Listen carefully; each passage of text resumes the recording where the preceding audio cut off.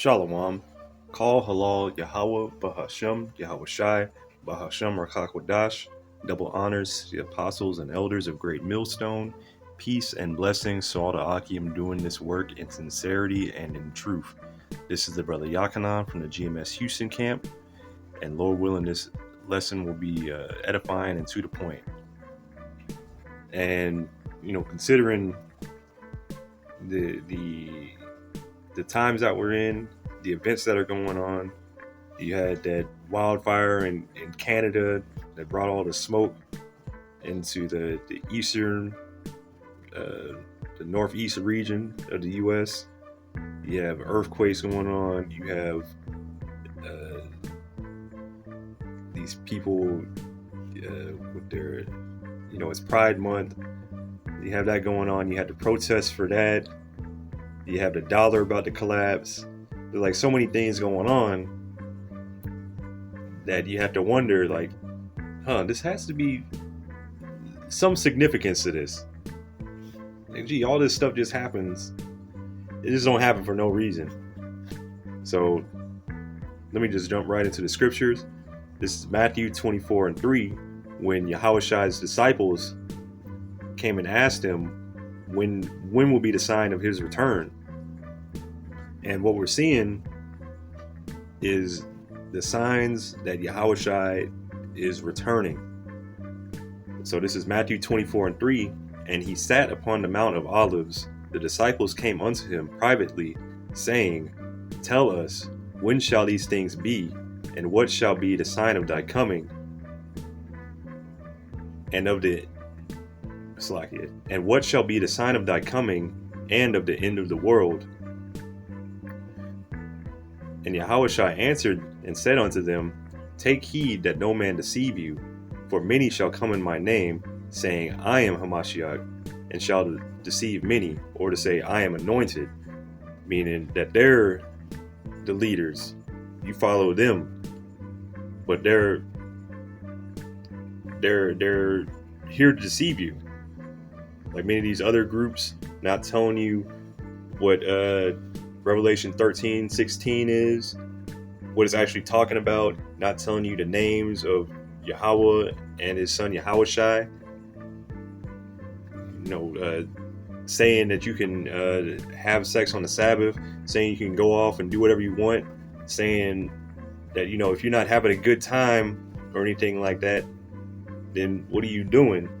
But these times, you shouldn't be looking for a good time, because we're coming into terrible times. Why would you be celebrating when your house is on fire, or celebrating when you're about to get kicked out on the street with a boot on your neck? Why would you be in a mirthy kind of mood then? No, if you know the boots are coming, no, you prepared. You're gonna seek for ways to get out of here. And the way out is repenting, turning back to Yahweh Ba'ashem Yahweh Shai. But I'll continue on. For many shall come in my name, saying, I am Hamashiach, and shall deceive many. And ye shall hear of wars and rumors of wars. We had that right now with Ukraine and Russia, China, Taiwan, China to US, Russia to US, in Sudan, all over the world. There's going to be some kind of conflicts going on. See that ye be not troubled, for all these things must come to pass, but the end is not yet. For nation shall rise against nation, and kingdom against kingdom. And we're seeing that also, right now too, like the inklings of these nations rising up. Like with China, they're getting more and more bold. They have these secret police stations here. They have people crossing at the borders. They have they just signed a deal with Cuba to put a base on the island. So we're seeing these things. We're seeing it. There shall be famines. We're in the midst of a famine. We ain't really hit hard by it yet, but I mean, you see by the food prices going up and the scarcity, like, just because you can go out and get you a burger or whatever don't mean there ain't no famine. They still have food in those storehouses. The croplands are being bought up. The processing plants, most of them have been destroyed. The rivers have been polluted. Like, and eventually, there's not even going to be anybody left to work, because what are they trying to do? Florida is, I think they are making it illegal for immigrants to work there. They don't have certain kind of paperwork. I'm slacky. I'm not too sure exactly, which I need to get on that. And pestilences and earthquakes, which that Okie was a pestilence, that those wildfires that brought the smoke down to New York and all that eastern seaboard, those, no telling what that smoke exposure is going to bring. A new pestilence. And earthquakes in diverse places. You can go to let me actually do this real quick. USGS.gov and just go to latest earthquakes.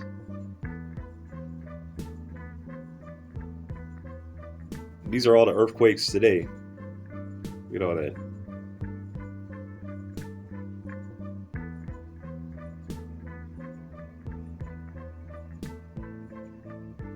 I was going in yesterday, but still. Earthquakes in diverse places. Oh, why did I do that? Oh, I see.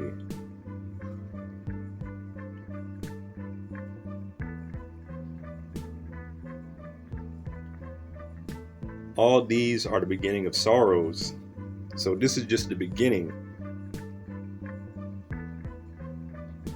And the next, it's like a fire getting ready to be started. Like, you have all the ingredients here for a fire to be started, especially here in America. So for a fire, if you're just gonna go out camping or, do some grilling or whatever, you need oxygen, heat, and fuel. And these ingredients are here. So let me go to this, the ingredients for a societal collapse. And this is just a quick Google search, and it's just like the first thing that pops up from Wikipedia. Possible causes of societal collapse include natural catastrophe, war, pestilence, famine, economic collapse, population decline, mass migration, and sabotage or assimilation by rival civilizations. So, if you get start checking this stuff off. Natural catastrophes, that wildfires, we have earthquakes, it's hurricane season, it's also tornado season. You have weird weather going on and all around the country, from California, whereas they had drought for so many years, and now it's raining and hailing, and then just all over the country. War, like what I already just said it. It's like the China, Russia, the BRICS nations. All these nations are going to turn on America. Pestilence, the Okie doke. There's supposed to be a super fungus that's coming. Whatever, what they're planning for the next pandemic or scamdemic. Slocky just might get the video taken down or whatever. Famine, economic collapse. We're on the brink of economic collapse. We're getting ready to switch to the CBDC. But right now, I think they just raised the debt ceiling. A population decline, with this gender affirming surgeries and whatnot, and the push for the pride communities. Oh man, the push for all this, like, it's just like you're seeing it. Mass migration, we're seeing that at the border. We're seeing them getting bussed in all over the country. We're seeing this sabotage or assimilation by rival civilizations, and that's also what we're seeing. So all those boxes are checked. And this next one, this is just where I got the title for the video from. It's called Flashpoint. The lowest temperature at which vapors above a volatile combustible substance ignite in air when exposed to flame. So being that this place has all the ingredients for a collapse, it only needs to be ignited. Like everything is there, it only needs to be ignited. You know, the Lord put the Spirit on us to prophesy, to tell these nations that they're going down, that they're going into captivity, that Israel is going to return and be on top when Yahushua returns to establish his kingdom. So let's move on. I'm gonna get ready to close out. This is Luke 12:49 in the NLT, and this is Yahushua speaking. I have come to set the world on fire, and I wish it were already burning. And when he gets here, it's gonna be on fire, but he's gonna bring even more fire. He's gonna bring the chariots with him. He's going to bring that destruction with him, the cleansing fire. He's going to set this world in order. I have a terrible baptism of suffering ahead of me, and I am under a heavy burden until it is accomplished. And that what he had to go through of suffering for Israel on the cross, him dying for us and coming back, that was what he had to go through when he went to Gethsemane and he was sweating blood. That was a heavy burden. He even asked the Lord if there was another way. Like, that was a heavy burden. Do you think I have come to bring peace to the earth? No, I have come to divide the people against each other. And that's what you're seeing. You're seeing division here. You're seeing division all across the world, across Babylon. Like all these people, but the people that are going to stay together are the Lord's elect. And they might not be physically together, but we, Lord willing, will stay. Well, the elect will stay under Yahushua. They won't be separated from him. Because what did Yahushua? He said it himself. Hold up. What is it again?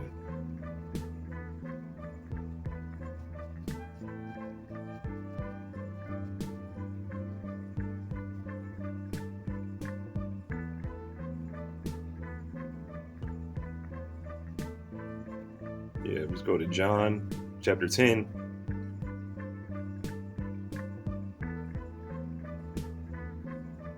I'll start at 27. My sheep hear my voice, and I know them, and they follow me. So we're going to follow Yahushua wherever he leads us. And I give unto them eternal life, and they shall never perish, neither shall any man pluck them out of my hand. So if we belong to Yahushua, we're of the Lord Yahweh Ba'ashem Yahushua's elect. We are not going to be separated from the Lord ever. My Father which gave them me is greater than all, and no man is able to pluck them out of my Father's hand.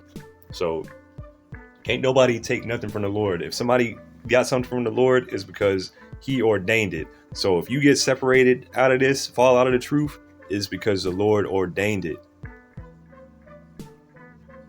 If you're not meant to get separated from Yahweh Ba'ashem Yahushua, it is not going to happen. You are going to be with him, and he is going to be with you. So continuing on,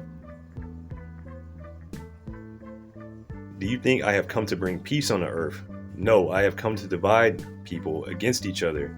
From now on, families will be split apart, 3 in favor of me and 2 against, or 2 in favor and 3 against.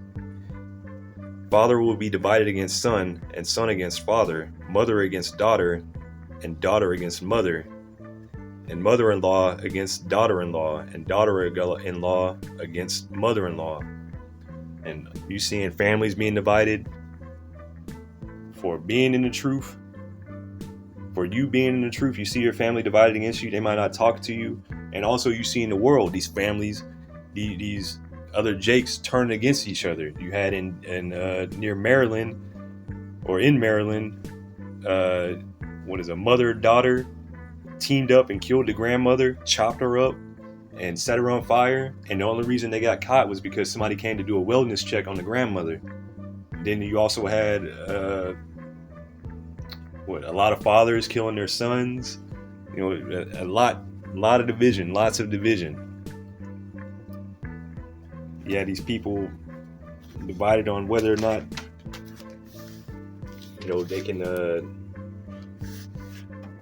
they can change into a robot or whatever. But yeah, anyway, moving on. Then Yahushua turned to the crowd and said, "When you see clouds beginning to form in the west, you say, 'Here comes a shower,' and you are right. And when the south wind blows, you say, 'Today will be a scorcher,' and it is. You fools, you know how to interpret the weather and signs of the earth and sky, but you don't know how to interpret the present times." In the present times we're living in, you can go back to the checklist. It is going to be bad. This complete collapse, it is going to be bad. And if you can't see that, you can tell by the weather, like Yahushua just said. How can you tell the weather, but you can't tell the signs of what's happening in the world? And moving on, this is the last precept. This is Philippians chapter 1. And I'll start at 28. Don't be intimidated in any way by your enemies. This will be a sign to them that they are going to be destroyed, but that you are going to be saved, even by the Most High Himself. So these times, it could be hard because there's many mockers, unbelievers, scoffers, and whatnot. But the word still stands true. The word always stands true. The word of Yahweh Hashem Yahushai stands true. This place is going to be destroyed. War is coming. Pestilence is coming. Things are going to get worse. But it's not for you to be scared, even though you should be scared, because it's the times. Like, we've never been through this before. But this is so your enemies can be destroyed, for them, because they're walking around. Meanwhile, you're hearing this, you're scared just from hearing it. All this stuff coming. Meanwhile, your enemies still walking around proud. They think this is gonna bounce back. They think they're putting all their eggs into this basket, the Babylon basket. Well, guess what? Babylon's gonna get burnt up. Don't be intimidated in any way by your enemies. This will be a sign to them that they are going to be destroyed and that you are going to be saved, even by the Most High Himself. For you have been given not only the privilege of trusting in Hamashiach, but also the privilege of suffering for Him. So it is a privilege to be here, to hear the words, to be able to understand and comprehend what the Lord gave us, even if it's just a little bit. Even if you only understand that Deuteronomy 28 and 68, even if you only understand that, you have been given that privilege of trusting in that word, that little bit that Yahushua gave you. You've been given that privilege, and it's a privilege to be here. We are in this struggle together. You have seen my struggle in the past, and you know that I am still in the midst of it. And this was Paul speaking. And Paul had been through a lot. Paul had been stoned, thrown in prison, shipwrecked, all kinds of things. He even had an ailment which I don't know what it was, but he'd been through so much. Lied on. So many things. And he had to suffer through it. And so should you. You shouldn't expect not to suffer. You should expect to suffer somewhat.